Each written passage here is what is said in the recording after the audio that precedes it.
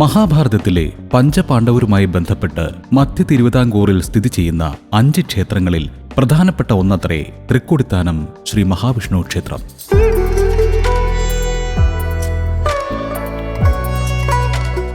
പഞ്ചപാണ്ഡവരിൽ ഇളയവനായ സഹദേവനാണ് ഇവിടെ പ്രതിഷ്ഠ നടത്തിയതെന്നാണ് വിശ്വാസം.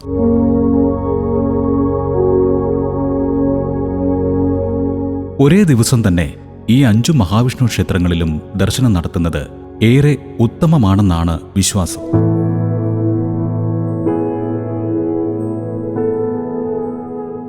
വൈകുണ്ഠ ഏകാദശിയും തിരുവോണവുമാണ് ക്ഷേത്രത്തിലെ പ്രധാന ആഘോഷാവസരങ്ങൾ.